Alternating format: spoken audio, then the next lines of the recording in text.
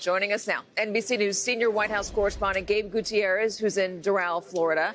Financial Times U.S. national editor Ed Luce. University of Michigan professor of economics and public policy Justin Wolfers. And CNBC senior analyst Ron Insana. Gabe, you're in Doral. The president's down there. He just spoke. Is he feeling any jitters about the markets tanking? Well, at least publicly, Katie, he's trying to make the case that everything is all right. As you mentioned, he just departed Washington. He's heading here to Doral, to his golf club, to speak at a golf tournament later on this evening. But he spoke very briefly with reporters and trying to maintain this analogy, Katie, talking about how this policy change is an operation and the patient is the U.S. economy, and that the operation is over, he posted earlier today on social media, even though these tariffs haven't actually kicked in yet. But what I will point out, Katie, he also said something else that was very interesting. We're getting mixed messages right now from the White House, because if you recall, yesterday and even this morning, Press Secretary Caroline Leavitt was insistent that this was not a negotiation, that it was a national emergency, and that was why President Trump was instituting these policy changes. Well, just a short time ago, he told reporters that the rest of the world wants to see, is there any way that they can make a deal, essentially a negotiation. So there's a lot of questions here about how this moves forward. I asked the Treasury Secretary, Scott Bessent, yesterday what he would tell Americans who are worried about paying more in the short term. And he actually acknowledged that they didn't know what the price effects would be, essentially adding to the uncertainty as we were heading into the trading day today. Of course, we're all watching those markets as the closing bell is just within the hour, Katie. Justin, could that be possible, that they're not really sure what the price effects will be? If you look at the whole thing, it looks shambolic. The rumors coming out of the White House were that they hadn't gotten their homework done by Tuesday afternoon. The specific tariffs that they're put on individual countries bear no relation to reality whatsoever. They make no sense. Whoever thought they were an economist in the White House ought to resign in disgrace. And the fact that they're putting tariffs on penguins, and they managed to figure out the optimal tariff rate to reduce our barriers with penguins, gives you a sense of just what a joke of a policy process this is. Ed, there's been a lot of reaction around the world. I just want to play a little bit of world leaders reacting to, again, not just the tariffs themselves, but the breadth and the depth of them. Clearly, there will be an economic impact from the decisions that the US has taken, both here and globally. But I want to be crystal clear. We are prepared. The administration's tariffs have no basis in logic, and they go against the basis of our two nations partnership. This is not the act of a friend. I deeply regret the United States' decision to impose 20% tariffs on imports from across the European Union. We see no justification for this. They were all unjustified, unwarranted, and in our judgment, misguided. Okay, that's the UK, the EU, Ireland, Australia, and Canada. Ed, these are all of our friends. What's going to happen next? Because a lot of what the consequences are going to be tied to is whether or not these tariffs are retaliated against, or if there's an acquiescence here. Yeah, I think there's going to be a series of retaliations. I mean, the most important of those would be from the U.S. trade perspective point of view, would be Canada and the European Union.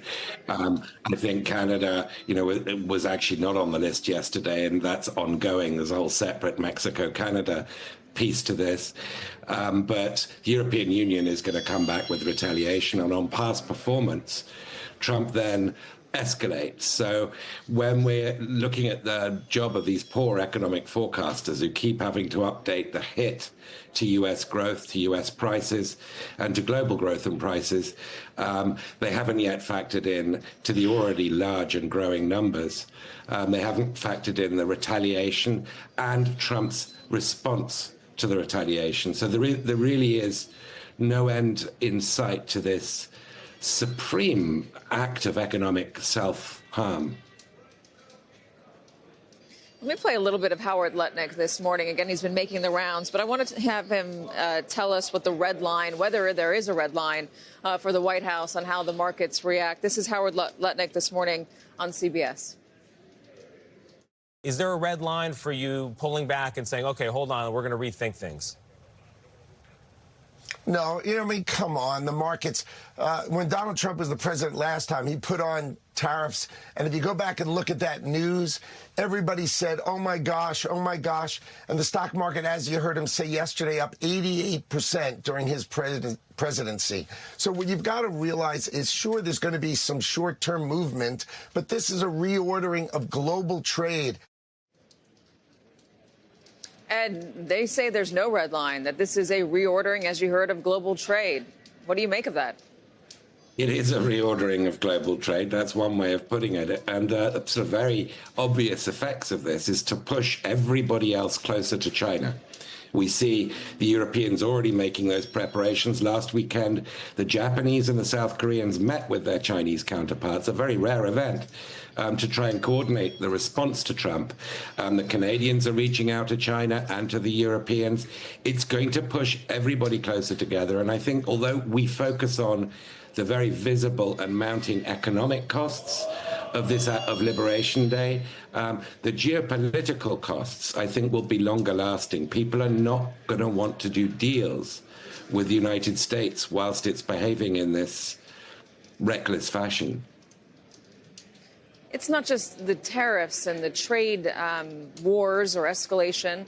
It's also the way that Donald Trump is treating allies in general, what he's saying about Ukraine, what he's saying about NATO, what J.D. Vance said in that Signal chat about not wanting to help the Europeans out by clearing the shipping channel in the Red Sea.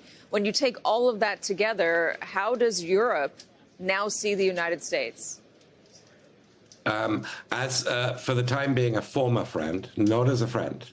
I mean, I think the fact that Germany a couple of weeks ago tore up its post-war budgetary rules to say they're going to spend $1 trillion on infrastructure and defense is a measure of how much this has sunk in, that we're not going to go back to the old world, that America under Trump is repudiating the world it built, and that Europe, therefore, is going to have to sort of try and do it on its own, as it should have been trying to do long before Trump. But it is a wake-up call that is deafening. I was in Germany last week. They have really absorbed the lessons here. There's no real turning back from this situation. You know, Ron, that's dire, the way that he's putting it. I mean, we have been understanding of the global order as a certain way for the past 70 years, that Europe is our friend, that there is a certain amount of not just free trade or balanced trade, but also free movement between nations and a welcoming spirit between all of us. Is that over as well? It may well be, Katie. I think, the president is fixated on this period from 1870 to 1913 when he perceives the U.S. to have been at its strongest point, expansionist, using tariffs. The income tax hadn't been implemented yet.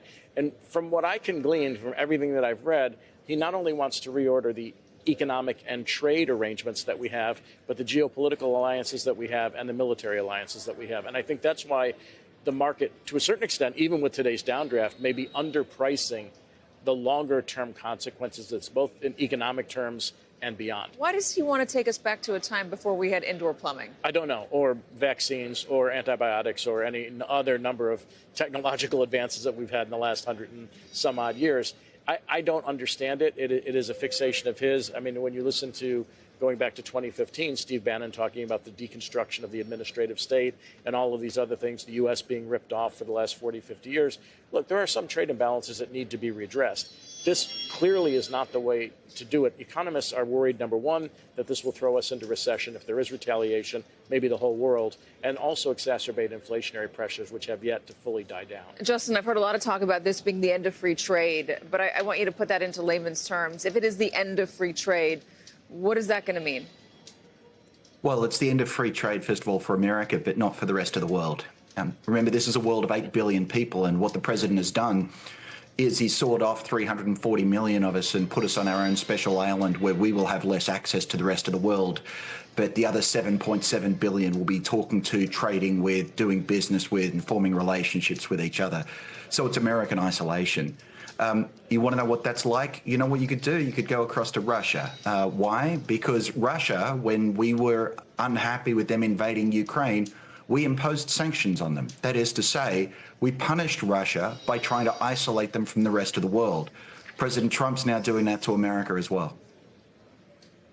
Yeah, but let's also focus on how Russia's been able to maintain itself economically, and that's by building up an industrial war complex. They've been funding themselves by going to war with Ukraine. So when you link those two things together and those two economic outcomes, I mean, that's a worrisome inevitability or a worrisome, cause and effect that I don't even want to think about. Let me go a step further, just in case you're not worried enough, Katie. What the president talks a lot about is a self-sufficient country, in which if we're going to eat food, we're going to grow it. If we're going to use machinery, it's machinery that come from here. There is one country in the world that is self-sufficient. It's North Korea. It's a country where millions of people are starving, where incomes are incredibly low and poverty is incredibly widespread. I just want to make the point that is not an economic system that I would recommend.